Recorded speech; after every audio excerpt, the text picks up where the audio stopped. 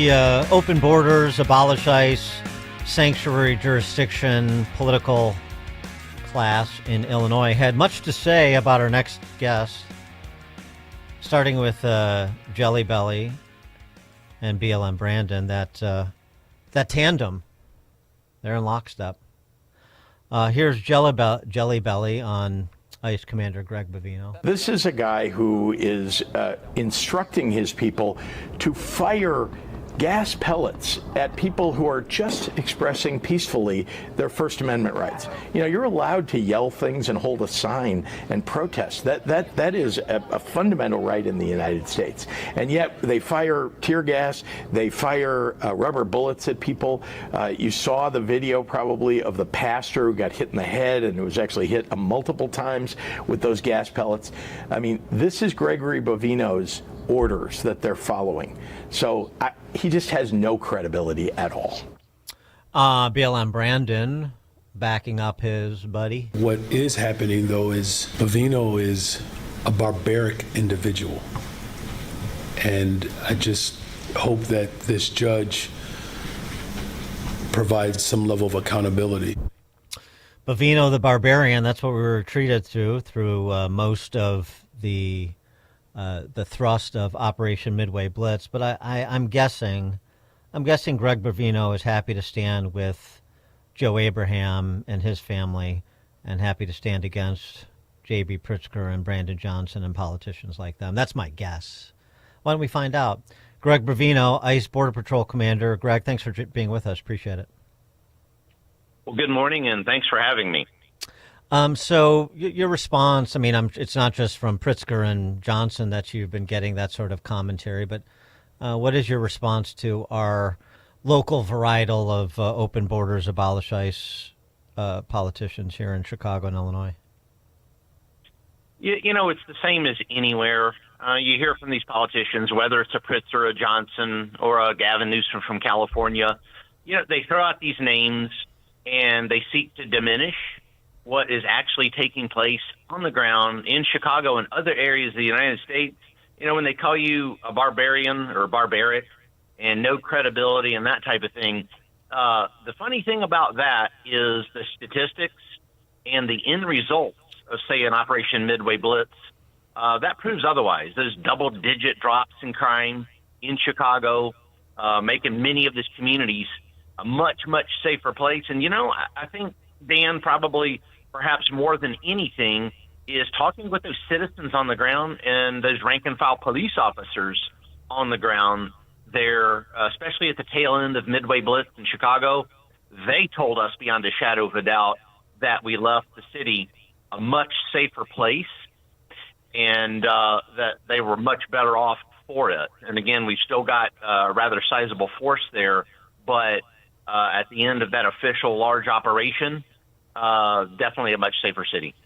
You know, I talked to police that I know, and, you know, they basically said privately to me that we wish we could do some of the things that ICE is doing in the city right now. And I wonder if that's some of the commentary you were getting back from local law enforcement, even though the official position was to stand down.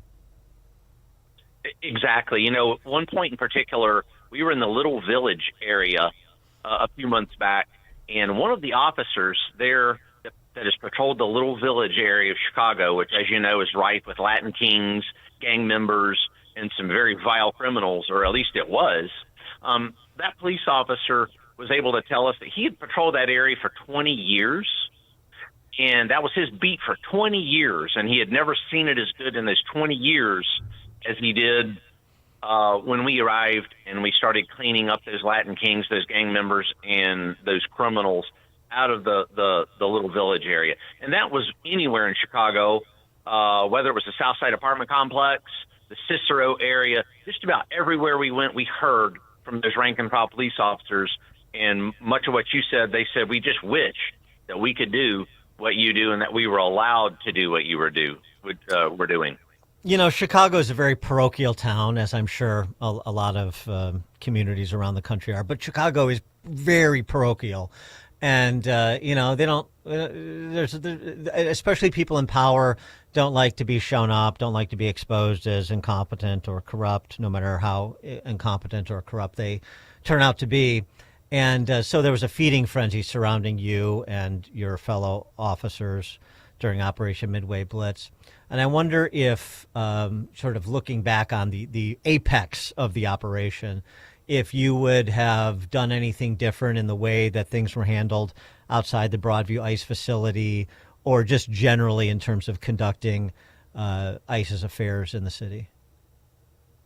Sure. As far as Broadview, I think something I would have done, we were on Broadview pretty quickly to ensure that facility came under control, was safe, but I would have done it even sooner.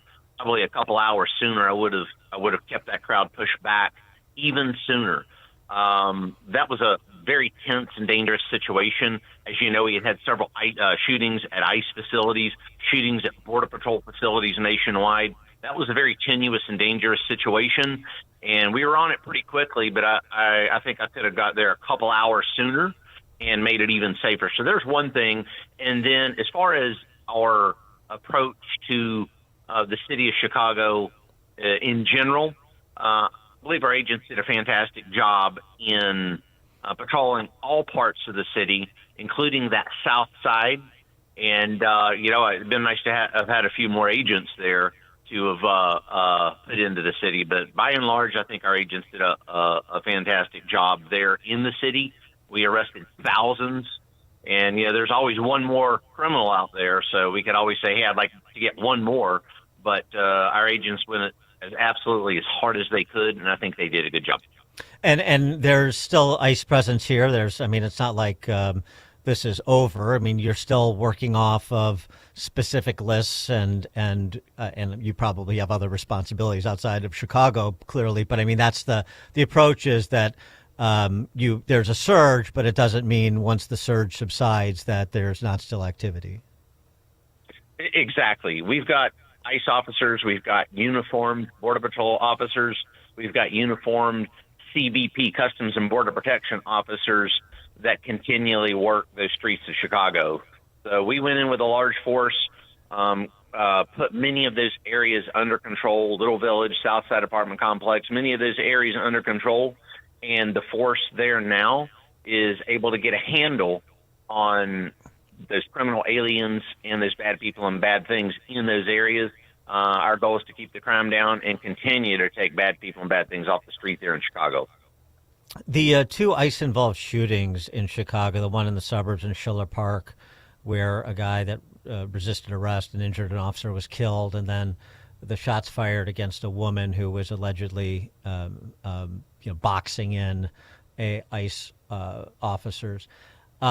We don't have video on those like we did, for example, Renee Good in Minneapolis, but there's a lot of demagoguery surrounding those two incidents from those same politicians we just heard from.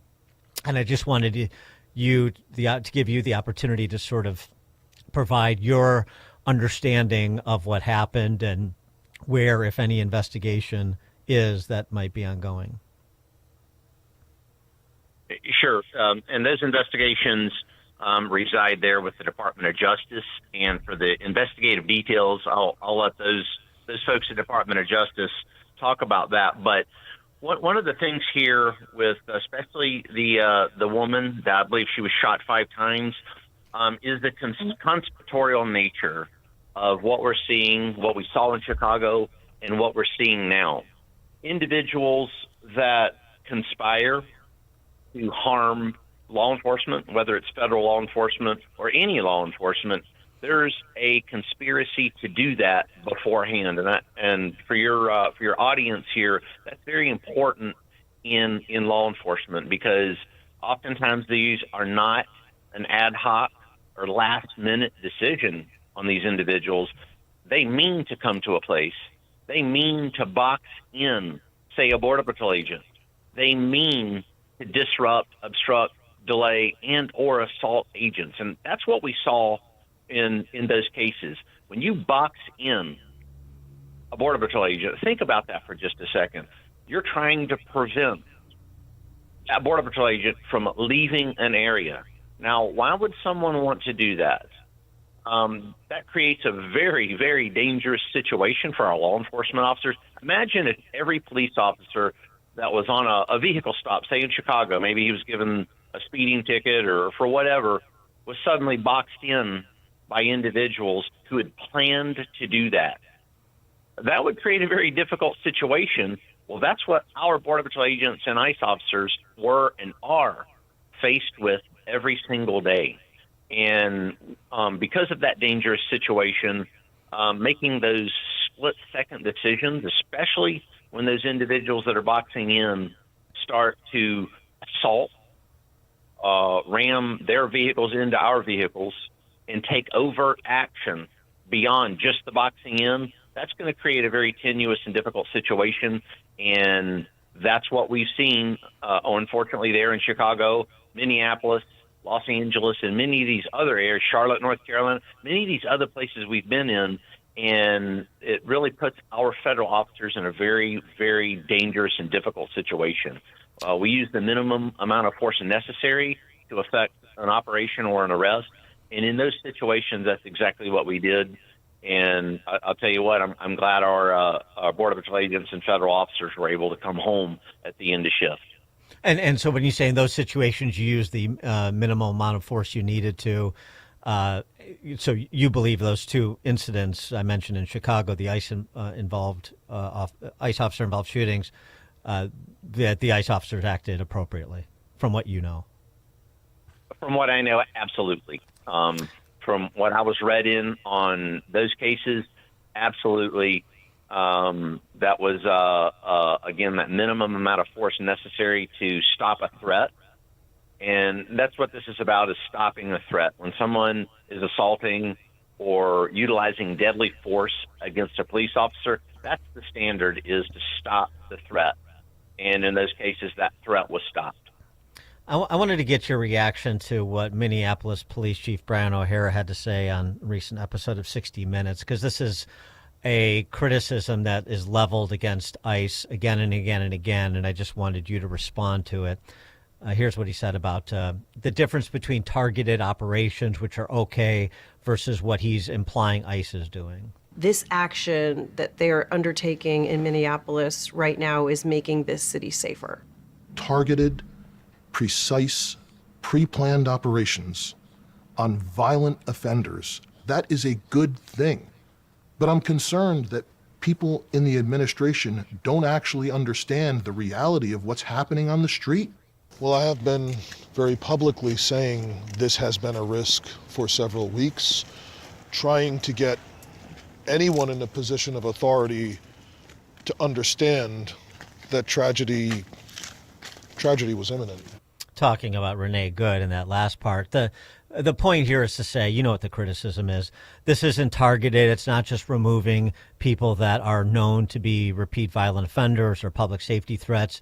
It's indiscriminate, and they go from indiscriminate to say all kinds of outlandish things about going door to door, asking for neighbors to point out people of color in their neighborhood and all the things you've heard before, just picking on people based on their race. But that general criticism of it's not targeted, it's indiscriminate, how do you respond? Sure. Well, let's take a look at some of the numbers here from Minneapolis. We're approaching 3,000 apprehensions, with 70% or more of those apprehensions involving criminal aliens. That's folks with a significant criminal and or immigration history. So as we make these arrests, any illegal alien that we come into contact at, near, or around those targeted efforts, they're going to be arrested also. If I see an illegal alien, they don't walk away, and I'm an immigration officer, that would be illegal for me to allow any illegal alien to walk. We're not going to do that. And then also something towards that criticism by O'Hare and others who are very ignorant of our laws and ignorant of what came across that border over the past 4 years and even before that, is oftentimes, we saw this in Chicago, we see it in Minneapolis, we see this in every single city that we've been to, is that as we do apprehend illegal aliens that are at, near, or around targeted operations, many of those illegal aliens end up having very significant criminal histories. I could point to innumerable examples. Child rapists standing out in front of Home Depot. Organized crime figures from Poland standing out in front of a Lowe's hardware store. Hundreds of those examples exist. Do we want to ignore those individuals that came across the border that perhaps we don't even really have a target location for where they're at? But when we encounter them on the streets, we're finding a whole lot of individuals with significant criminal and or immigration histories. Sometimes 60 to 70% of those individuals that we encounter adjacent to the targeted enforcement have criminal and or significant immigration histories. That's one heck of a statistic. And one heck of a statistic. That's a lot of criminals walking around with impunity in broad daylight on the street. If we see an illegal alien, they're getting arrested. But I mean, but the key is, which makes perfect sense. I don't know how you could do it otherwise, frankly, and have the kind of numbers you're describing. You are working off a list. There is the rank order priority that the ICE operations, began their initiatives operating under, and then you radiate out from that, right? We need to get John Smith, but if I see Jim Smith with them, and we run Jim Smith, and Jim Smith has all kinds of problems too, and is here illegally, then we're taking both John and Jim. I mean, that's essentially the way that this goes. That's the way that works exactly. And we also have to remember we have this thing called border security. I'm a Border Patrol agent. I came from the border. Our border is on lockdown now. It's the best it's ever been. As you know, President Trump's been in office a year as of today. That border has the fewest number of crossings in history. And part of that, and this is a very important part, is because there isn't a safe refuge for any illegal alien anywhere in the United States. That's very key to border security. So, yes, if we encounter John Smith and he is at, near, or adjacent to criminal alien, he's going to be arrested too. It's that certainty of arrest that helps us so much with border security. Greg Bovino, Border Patrol Commander. Greg, thanks so much for your time. Really appreciate it. Thank you, sir. It's been a pleasure. Dan Proft, Chicago's Morning Answer. This is Chicago's Morning Answer. Your show keeps me alive during the week. There's nobody I'd rather listen to between 5 and 9 in the morning than you guys. On AM 560, The Answer. Signature Bank is Chicago's fastest growing independently owned business bank, a bank where relationships still matter. Signature Bank knows your name and your story. I'm Dan Proft, and I know this because Signature Bank is my business bank.